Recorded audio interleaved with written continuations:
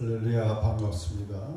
오늘도 시대 말의 비밀인 요한계시록을 여러분과 함께 나눌 수 있게 되어서 기쁘고 감사합니다.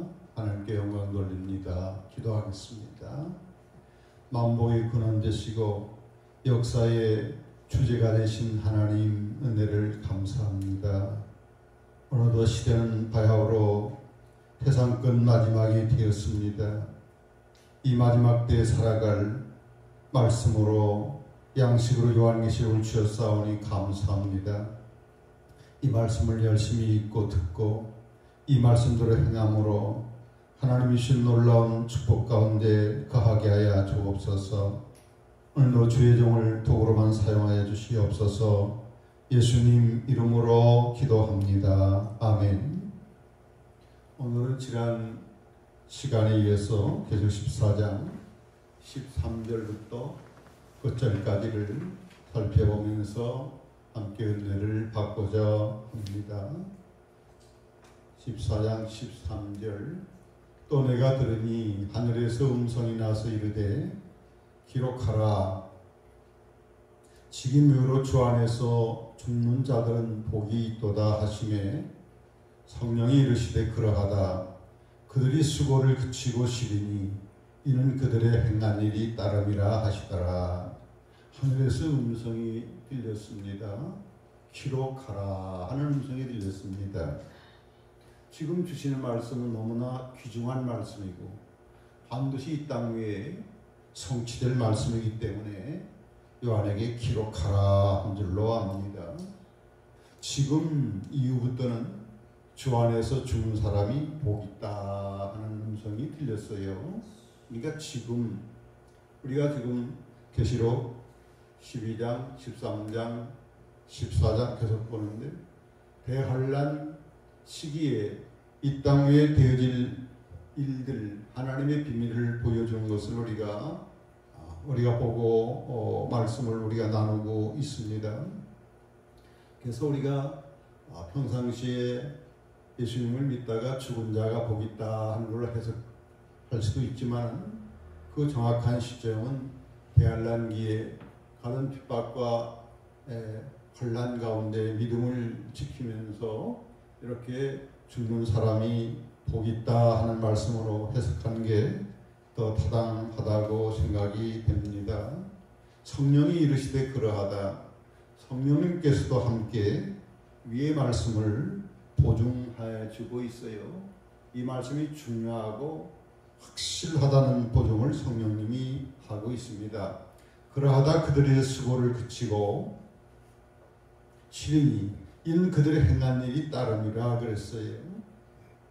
하나님 앞에 가서 하나님 앞에 하나님의 주시는 안식과 하나님이 주시는 이 땅 위의 수고에 대한 하나님의 귀한 보상이 따를 것을 말씀하고 있습니다.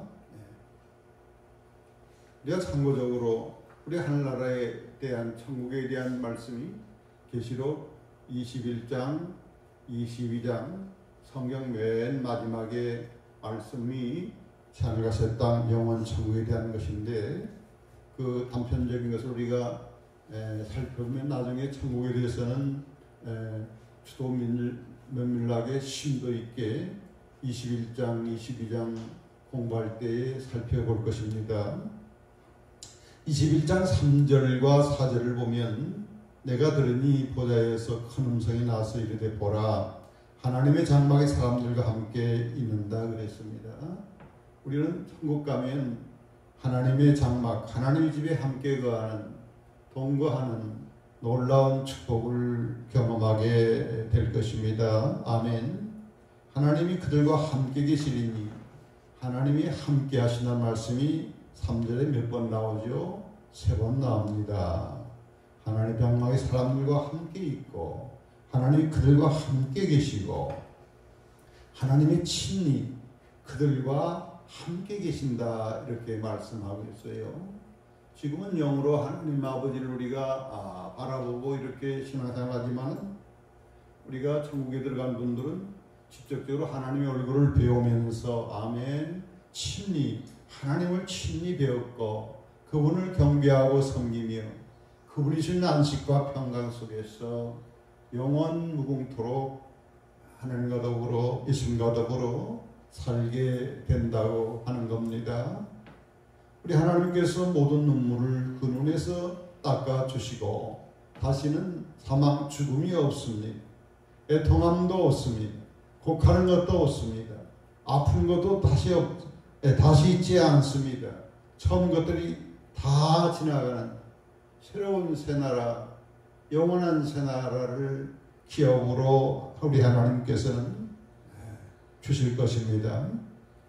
제가 개인적으로 이렇게 장례 예배를 인도할 때마다 저는 이 성경 기절을 참으로 좋아하고 꼭 사용하는 경향이 있습니다.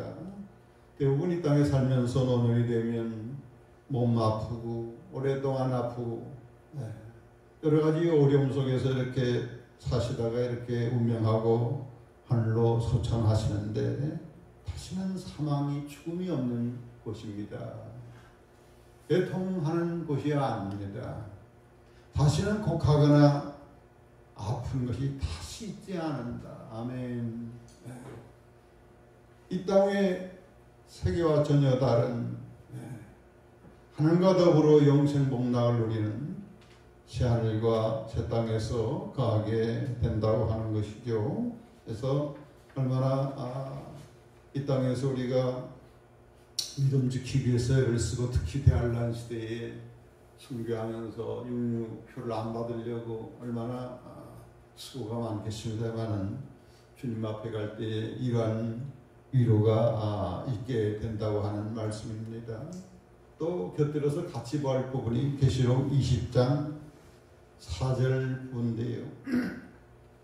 이건 내가 보좌들을 보니 거기에 앉은 자들이 있어요. 여기서 보좌들은 하나님 보좌도 아니고 이사장로의 보좌도 아니고 예수님 보좌도 아니고 밑에 나오면 누구 보좌냐면 이 땅에서 예수님을 위해서 순교한 분들, 목뱀을 당한 분들, 다음에 대환란 시기에 짐승과 우상에게 경배하지 아니하고 이마와 손에 그의 표, 육류표를 받지 않은 분들이 살아서 부활이 돼가지고 예수님과 더불어 천년 동안 낭긋하고 나머지 죽은 자들은 천년이 자기까지 살지 못하더라는 것입니다.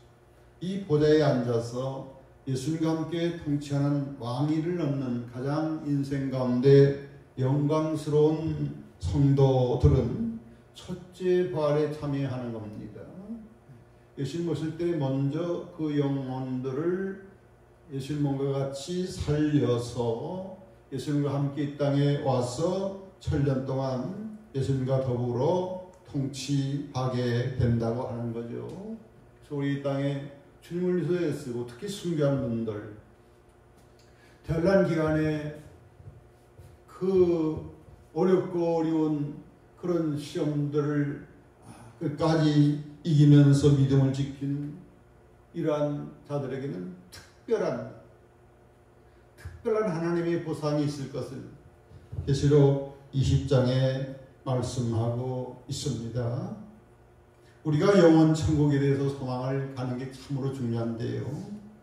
영원한 이 천국 소망을 가는 성도들에게는 많은 유익함이 있습니다. 첫째로 환난 속에서도 좌절하지 않습니다. 왜? 영원한 우리 천국이 있기 때문에 이 과정을, 이 강야 같은 이 어려운 과정을 통과하면 영원 천국 아버지 장막이 기다리고 있다는 그런 소망 속에서 어떤 환난도 좌절하지 아니하고 다 이기는 자가 될 수가 있습니다. 아멘. 세상과 싸워 이길 힘을 얻게 된다고 하는 겁니다.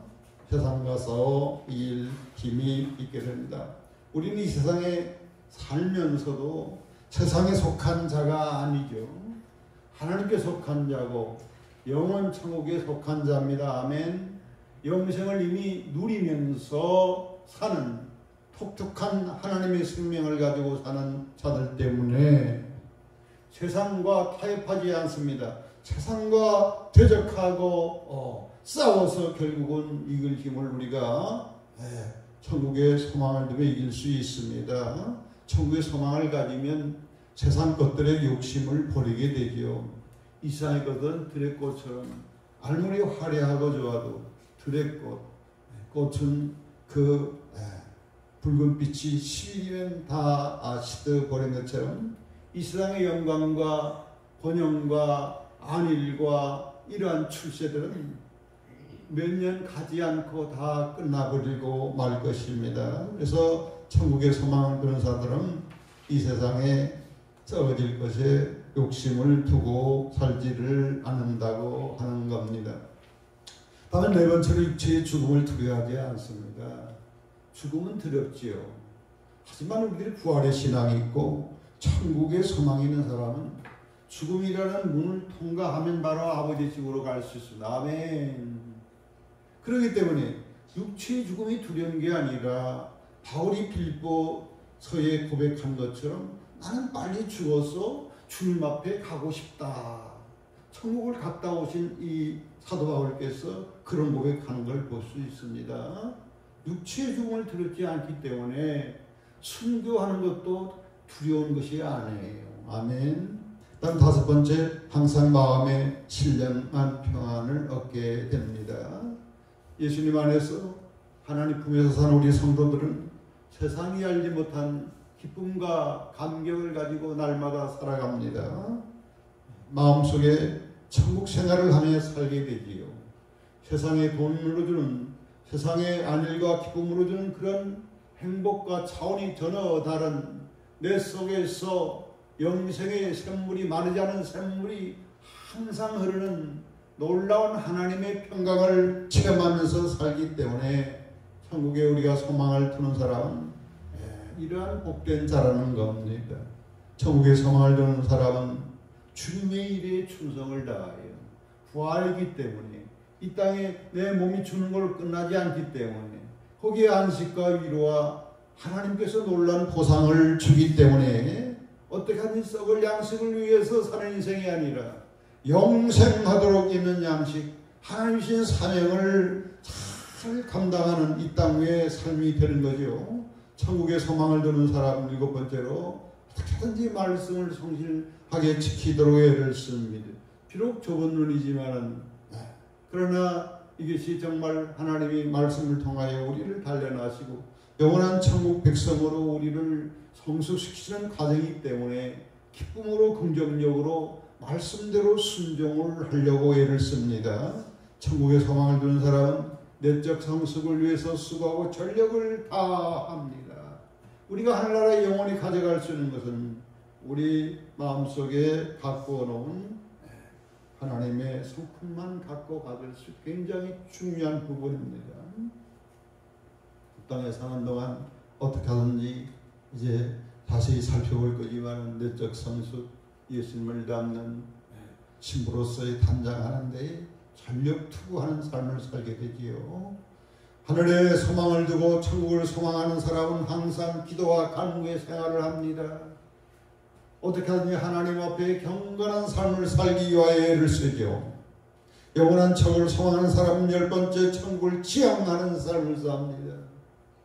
이 땅에 잘 살고 이 땅에 부자로 사는 지난 시간에 참 오랜 시간을 할애해서 돈에 대한 만몬에 대해서 이렇게 설명해 드린 것 조금 지루한 감도 있었지요. 하지만 굉장히 오늘날 이 마지막 시대에 중요한 것이라 생각이 돼서 시간이 좀 지루했지만은 돈에 대해서 주도면밀하게 이렇게 유익성과 해악성에 대해서 이렇게 살펴봤습니다. 하나님께서 탄식하는 부분이 그 애가 너무 물질로 타락해 있다는 사실을 언젠가 하나님께서 탄식하는 소리를 들었습니다. 부자는 천국에 가기가 아주 어렵습니다. 또 우리 성도들이 이 땅에서 부자 되기를 위해서 애쓰면 그것이 지옥 가기 위해서 애쓰는 거하고 거의 비례할 수 있기 때문에 그 함정에 빠지지 말고 도리어 하늘나라의 부자, 아멘, 내 보물을 땅에 쌓지 말아라. 불완전한 것이라는 거예요. 한가리 딱 없애면 하늘나라에다가 내 불을 쌓아라. 영원히 내가 하늘나라 가서 영원히 거기서 향유할 수 있는 하늘나라의 불을 쌓아라 하는 것이죠. 11번째, 천국에다 소망을 두는 우리의 성도들은 세상의 더러움에 젖어 살지 않습니다. 세상 불탈, 세상과 함께 멸망당할, 세상과 함께 롯의 부인처럼 세상의 더러움에 살다가 어떻게 끝이 종말이 비참했습니다. 어떻게 하든지 깨끗하게 거룩하게 살려고 끝으로 천국에 대한 소망을 두는 사람은 결코 나중에 부끄러움을 당하지 않을 것이다. 성령이 보증하고 말씀했어요. 그러하다. 성령이 오늘 본문에 그러하다. 수고가 쉬린 안식을 얻게 될 것이고 너희들이 행위에 마땅한 보상이 딸 것이라고 성령님께서 아주 확증하고 이렇게 확실성 있게 말씀했습니다. 14절 또 내가 보니 흰 구름이 있고 구름 위에 인자 같은 이가 있는데 이것을 우리가 다 이렇게 쉽게 알 수 있는 부분이죠. 다니엘 7장 13절 배경으로 거기에 보면 다니엘이가 구름 위에 계신 인자 예수님을 봤어요. 예수님께서도 마태복음 24장 30절을 보면 인자가 구름 타고 이 땅에 오신다고 그랬고 계시록 1장 7절에도 구름 타고 이 땅에 오신다고 그랬습니다. 예수님을 이야기하는 겁니다. 그 머리에, 누구의 머리에? 예수님 머리에 금면류관이 있을 것을 봤어요. 금면류관. 예수님의 재림장 계시록 몇 장이죠? 19장에 보면 예수님 머리에 여러 관들을 쓰고 오시는 걸로 되어 있어요. 이 땅에 살 때는 십자가 질 때는 머리에 무슨 관을 썼습니까? 저들이 가시로 만든 그런 관을 썼어요. 너가 유대인의 왕이라고 비웃으면서 왕 노릇하라 비웃으면서 가시관을 쓰니까 얼굴이 피범벅 되었습니다마는 다시 오실 예수님은 그 머리에 할렐루야 왕의 면류관 아멘 만왕의 왕의 권세의 면류관을 쓰고 이 땅에 오십니다. 그날이 아주 가까이 와 있습니다. 그 손에 예수님 손에는 뭘 가졌더라? 예리한 낫은 뭐 할 때 쓰죠? 추수하고 거둬들일 때에 씁니다. 예수님은 이번에 오실 때는 낫을 갖고 온다는 거예요. 우선 공의로운 심판을 행하러 오신다는 겁니다. 이 말도 요엘서 3장 13절의 배경으로 이미 나와 있는 거예요. 마태복음 3장 12절에는 세례요한의 말씀을 전할 때에 그분이 손에 뭘 들고 알곡과 추수를 심판한다고 했습니까? 거기는 키질, 도리깨질, 콩을 두들겨가지고 죽전이를 다 걸러내서 불태우고 알곡들은 다 거둬들이는 키를 들고 오신다. 오늘 보면 예리한 낫을 들고 온다. 무서운 심판주로 오심을 의미하는 것입니다. 15절에 또 다른 천사가 성전으로부터 나와 구름 위에 앉은 이를 향하여 큰 음성으로 외쳐 이르되 당신 낫을 시들어 거두세요. 천사가 예수님 앞에 호소합니다. 요청합니다.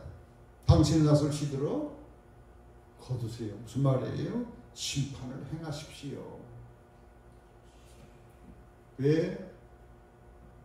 땅의 곡식이 다 익어 거둘 때가 이르렀기 때문입니다. 추수 때에 빨리 추수하지 않으면 냉해 피해로 다 떨어지고 말죠. 저도 시골 목회할 때에 성도님들이 갑자기 냉해가 와서 밭에 열매들이 다 떨어져가지고 엄청 고생하고 그런 경험이 있습니다. 역사의 마지막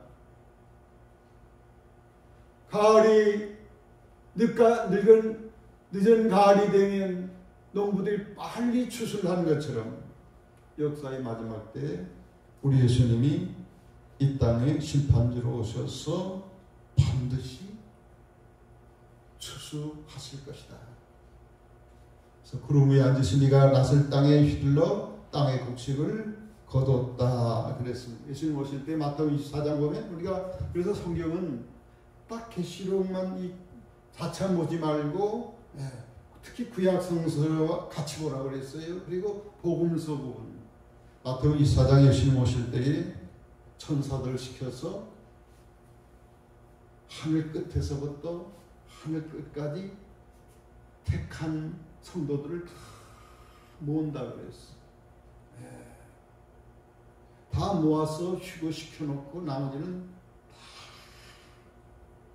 누가복음 21장에 보면 온 지구상의 모든 사람들에게 하나님의 저주와 심판의 불을 태울 것을 말씀했습니다. 누가? 예수님 자신이 그 말씀을 하고 가셨다고요. 여러분, 그 말씀대로 심판이 이루어집니다. 구름에 앉으신 이가 낯을 땅에 휘둘러 땅의 곡식이 거두어지니라.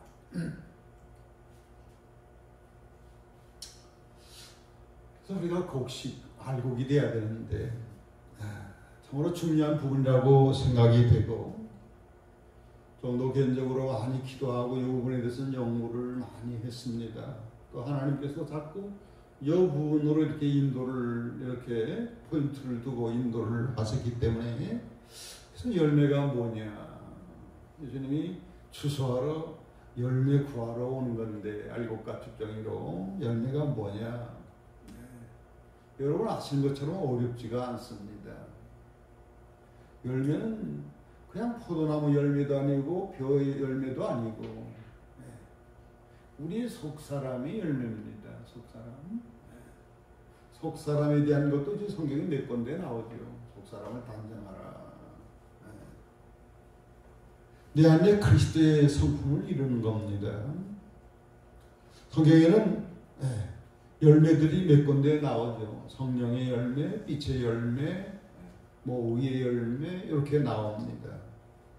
거의 그 우리 마음속에 이루어질 성품의 그 어떤 질적인 부분 수준이 낱말만 다를 뿐이지 거의 이 수준이 같습니다. 성령의 열매는 9가지로 이렇게 나눠서 설명하고 있죠. 성령의 열매는 뭐라고 그래요?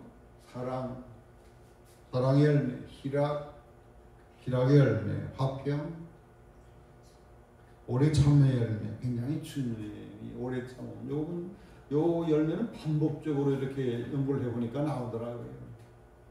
우리가 계시록 12장과 14장에 마지막 대환란기 성도들에게는 결국은 뭐려고 하죠?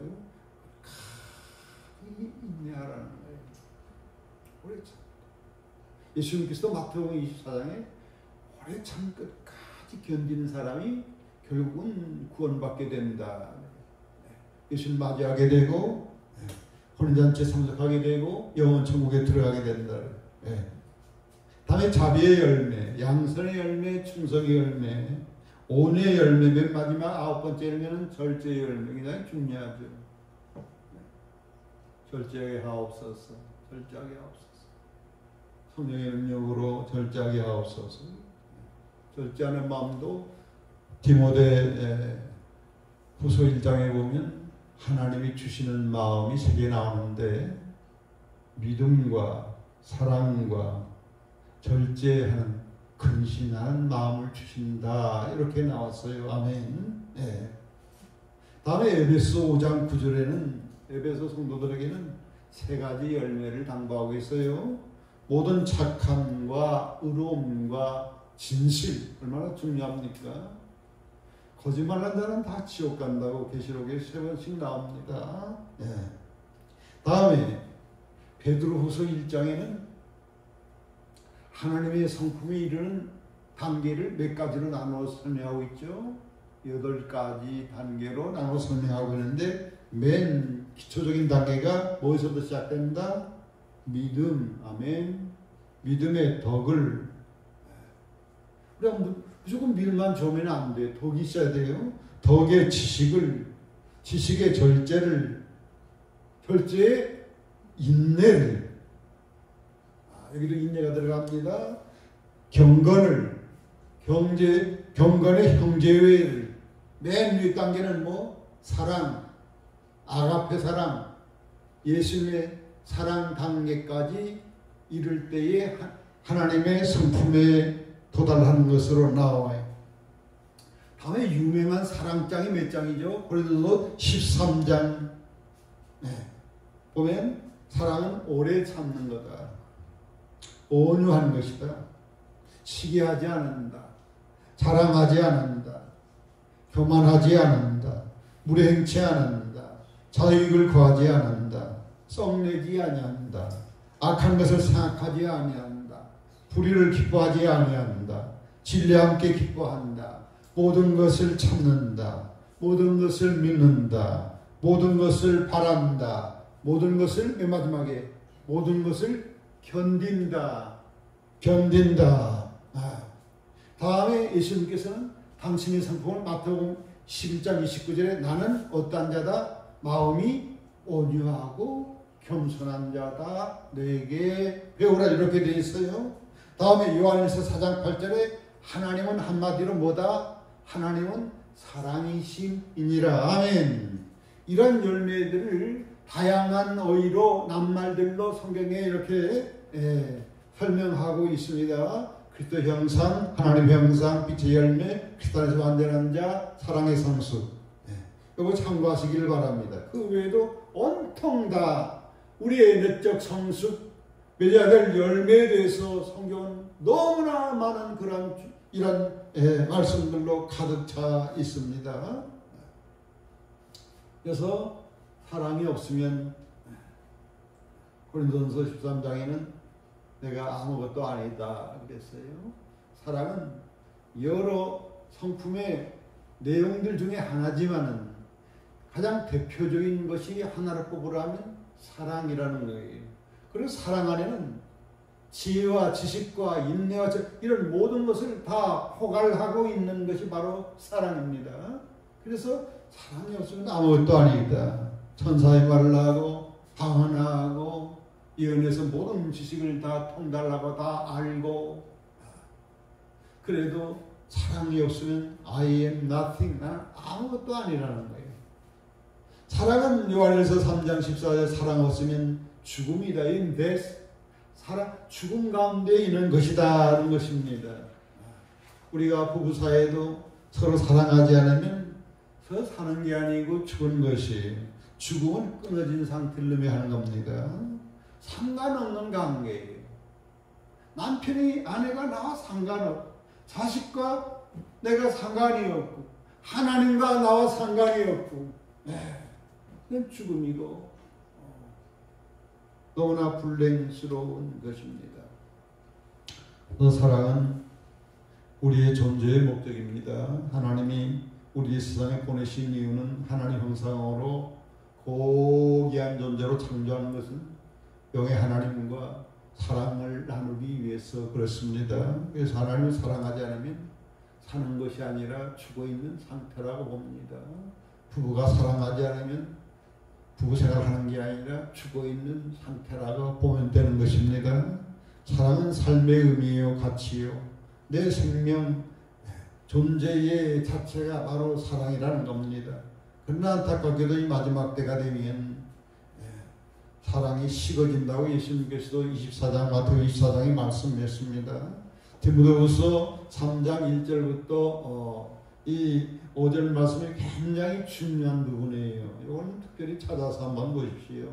마지막 때에 고통하는 때가 올 것이다. 왜냐? 사람들이 자기 사랑, 돈 사랑, 자기 자랑, 교만, 거역, 감사치 않은 부모, 거역, 이런 현상들이 마지막 때가 다 된, 심판의 때가 다 된 그런 징조로 성경은 말씀하고 있습니다. 자기 사랑, 이기주의, 돈 사랑, 하나님보다 돈을 더 사랑해. 지나치게 성도들이 돈을 사랑하면 우상을 섬기는 거예요. 이 세상과 세상의 것들을 사랑하지 말라. 그럼 하나님의 사랑 안에 거할 수가 없다. 이 세상과 이 세상의 정욕들은, 안목의 정욕, 이생의 자랑, 육신의 정욕은 하나님께로부터 온 것이 아니다. 마귀적이다. 마귀에게서 온 것이다. 세상에서 온 것이다.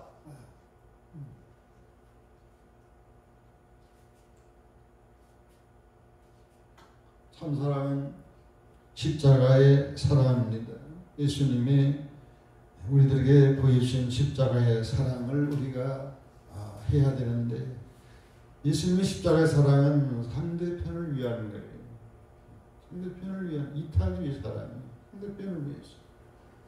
근데 언젠가 하나님께서 기도하시는데 한국교회 상황을 말씀하면서 자기에게로 돌아오는 사랑들을 하고 있느니라, 이 말씀. 자기에게로 돌아오는 사랑, 순전히 상대를 위한 순수한 사랑이 아니라 내게로 돌아오는 계산된 사랑들을 하고 있다는 거예요.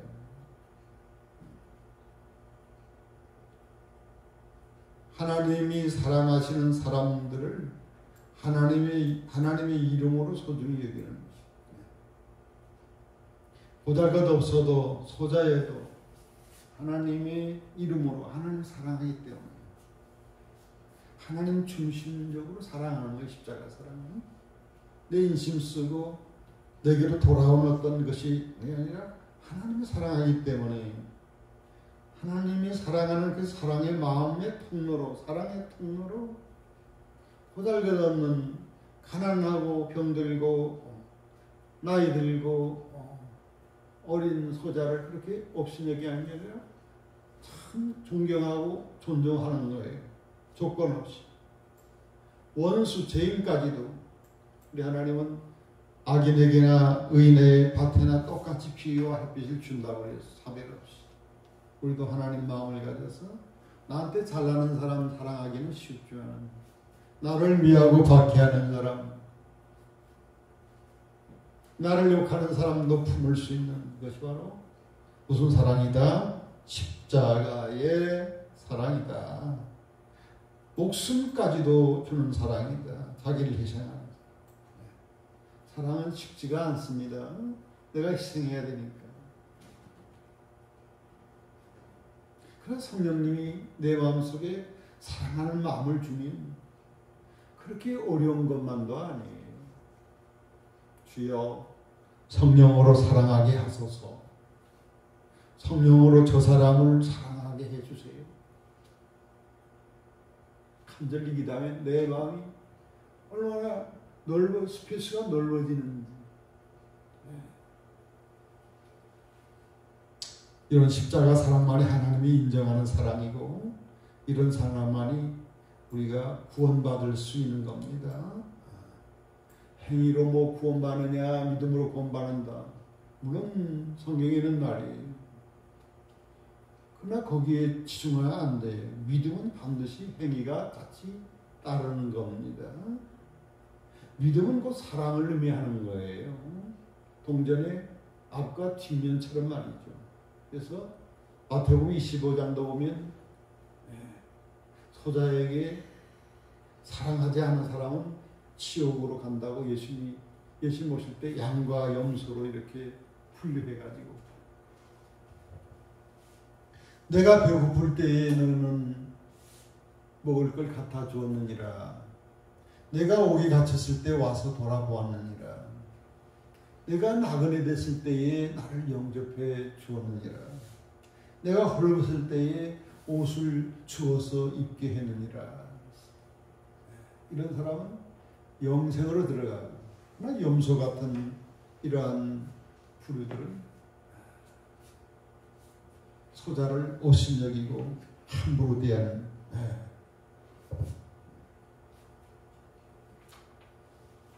사랑 없으면 뭐다? 나는 I am nothing.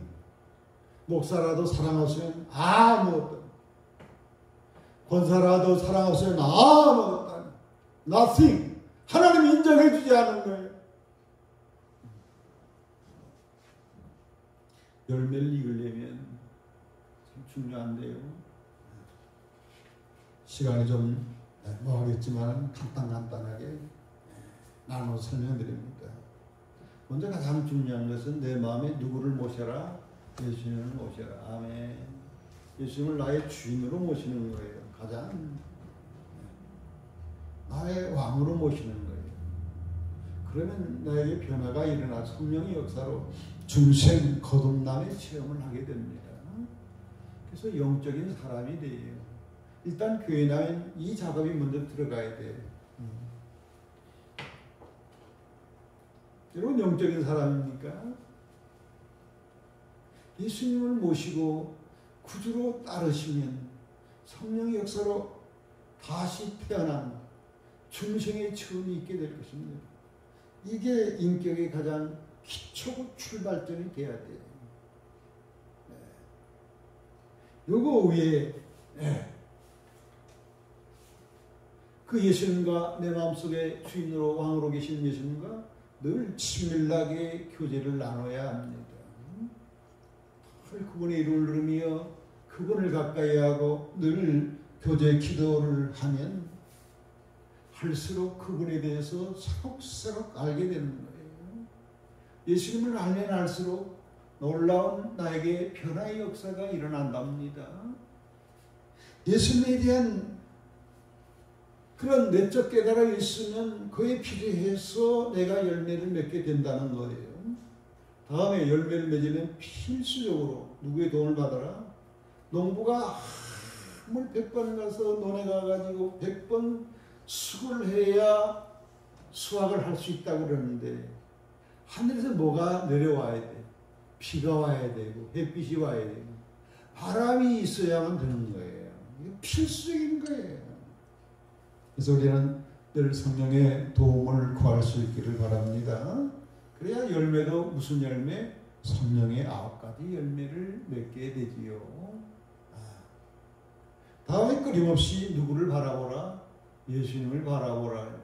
세상을 바라보며 노세 부인처럼 세속화가 되지만 끊임없이 예수님을 바라보면 누구를 닮아가요? 자신도 모르는 사이에 내 속 사람이 예수님을 닮아갑니다. 아멘. 우리 예수님은 예수님을 닮았어. 우리 장로님 예수님, 우리 권사님 예수님을 닮았어. 열매를 읽으려면 회개가 필요하죠. 날마다 회개할 수 있기를 바랍니다. 건성건성 회개하냐 깊은 다윗의 통함이 있으니 깊은 회개하면 회개한 것만큼 비례해서 변화가 되지요. 그래서 다윗이가 그렇게 위대한 인물로 길이길이 다윗의 아들 다윗 후손 예수다 할 정도로 다윗이 그렇게 위대한 것은 깊은 회개를 통하여 속 사람의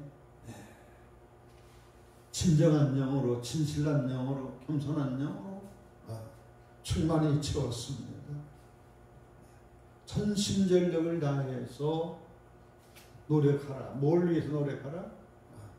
바울은 디모데에게 편지를 보내면서 디모데서 4장 15절 16절 전심전력을 다해서 뭐하라?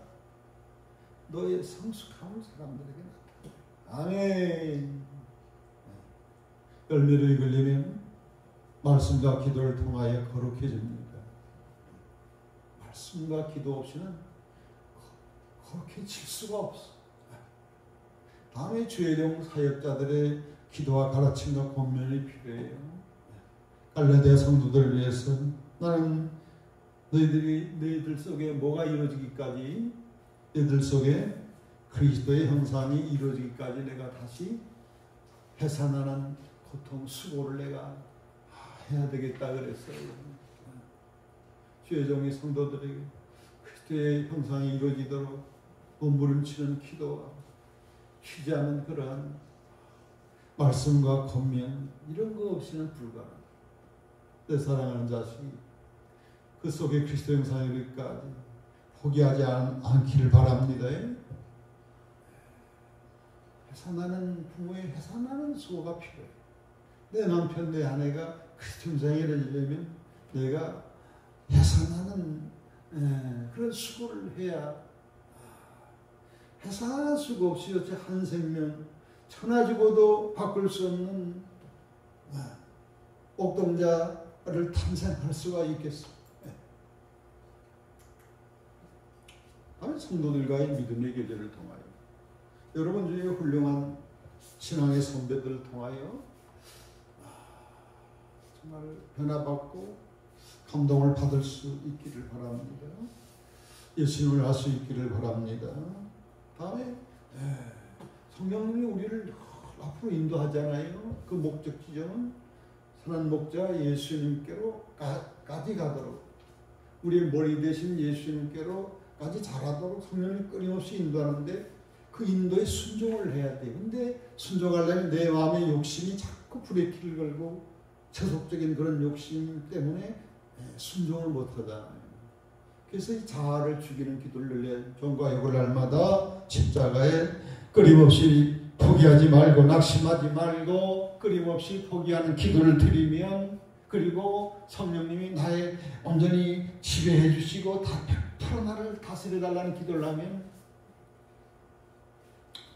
우리들 속에 아름다운 열매들이 맺게 될 줄로 믿습니다. 끝으로 사랑할수록 사랑의 성수. 사랑은 자꾸 습관적으로 해야 돼. 어려서부터 자꾸 나눠지는 것을 가르쳐줘야 나중에 이렇게 봉사도 하고 이렇게 사랑의 인격자가 될 수가 있습니다.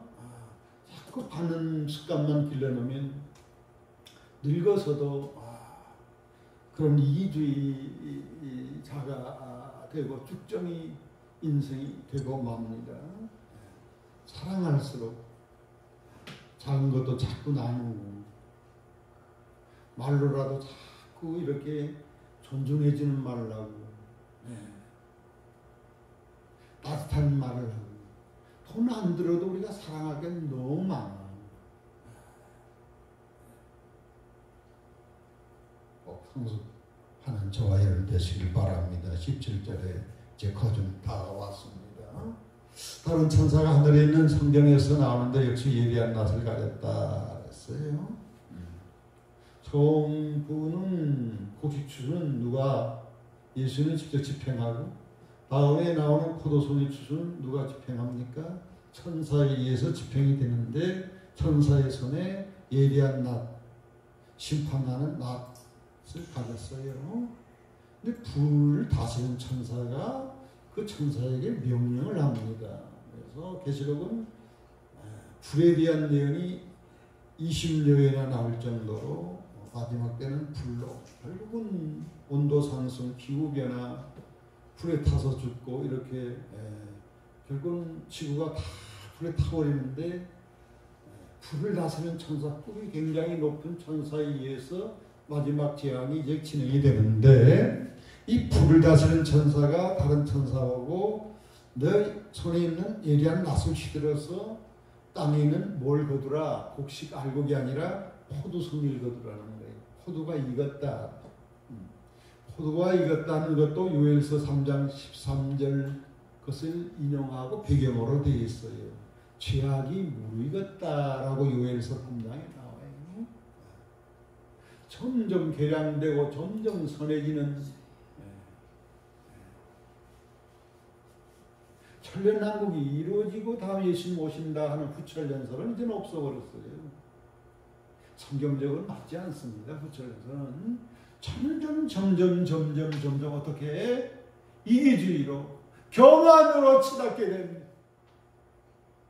우리 교회 안에도 이기주의와 교만이 얼마나 풍부한지 몰라요.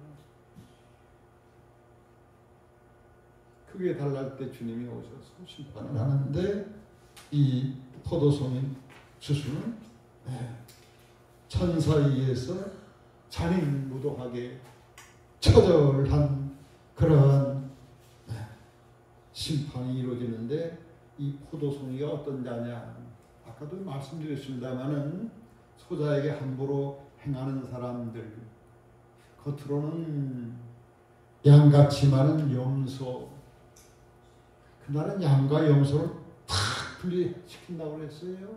다 드러나버려. 염소 심판을 받는 거예요, 이 사람들이.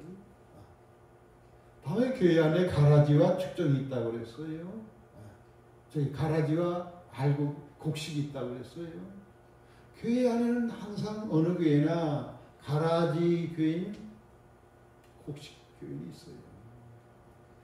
마지막 때까지 하나님이 참는 거예요. 마지막 포도송이 추수 때에 가라지를 다 고라. 가라지 고르다가 다 피해 볼 수가 있으니까.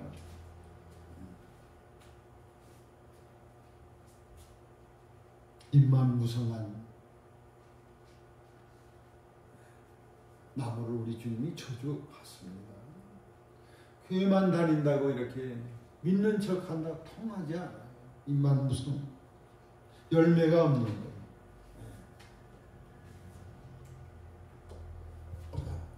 끝에 왔습니다. 19절.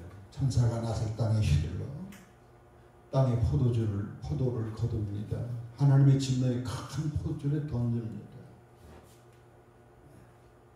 포도들을 포도틀에 넣고 사람들이 발로 밟든지 아니면 힘 좋은 말로 이렇게 막 밟아서 그 진액들을 걸러내는 그런 과정을 하는데 하나님의 진노의 큰 포도들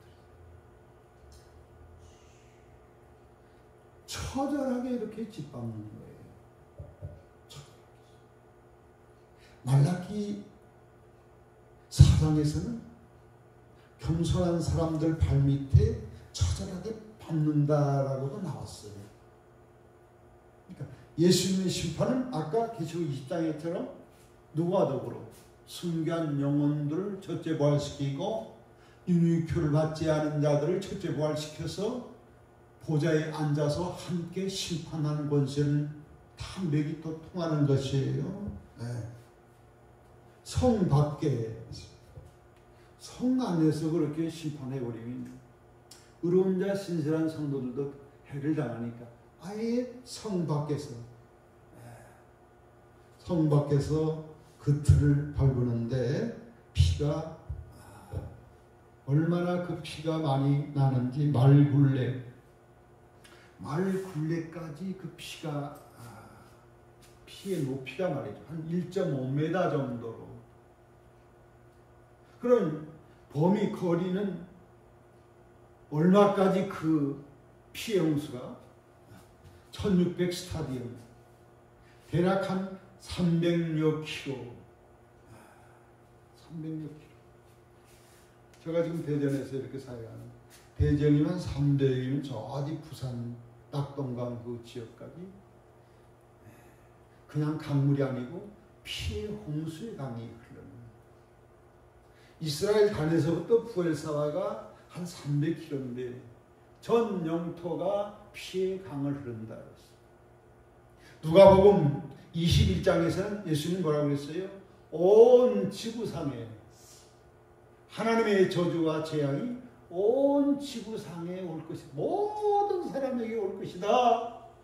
예수님께서 말씀하고 있는 것입니다.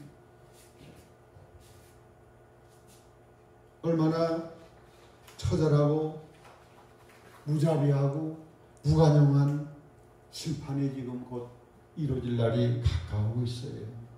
그래서 우리가 결론적으로 추수는 반드시 한다. 농부가 그렇게 고생해서 추수하지 않겠습니까? 하나님께서 졸지도 주무시지 않고 독생자까지 죽이면서 이 농사를 우리 사람들 농사를 했는데 추수하지 않겠습니까? 역사의 끝에 반드시 추수가 온다. 그 추수 심판날이 아주 임박했다. 그 심판은 우리의 상상을 뛰어넘는 참혹한 심판이 된다는 겁니다. 그러므로 우리는 지금 뭘 해야 됩니까? 회개해야 됩니다. 회개의 열매를 우리가 세례요한의 그 말씀처럼 회개의 열매를 맺을 때가 됐습니다.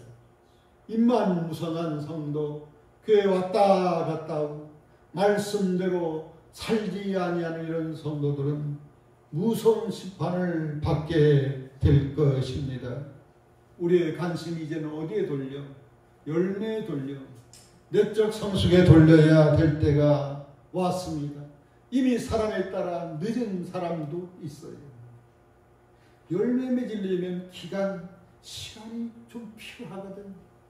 그러나 늦은 때가 빠른 때라도 지금부터라도 나의 관심을, 나의 전심 전력을, 나의 속사람 단장하는 데에, 예수님을 맞이하게 하여 신부로 단장하는 데에 온 힘을 기울여야 될 것입니다. 주의 종 성도들 모든 관심이 이쪽에다 두어야 될 때가 됐습니다. 언제까지나 양적 부흥만을 추구하고 이런 때가 이미 되지 않았습니다. 그래서 이제는 영원한 복음 시대로 이렇게 접어드는 거죠. 영원한 심판이 임박했다. 큰 성바벨은 무너지고 무너질 것이다.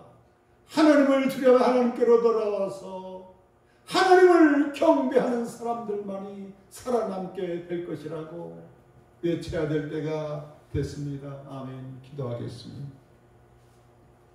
만물의 그런 대신 우리를 사랑하시되 외아들까지 주신 아버지여, 아버지께서는 졸지도 주무시도 않으면서 우리의 내적 단장, 하나님의 거룩한 성품을 담기 위하여 노력하고 수고하고 있습니다.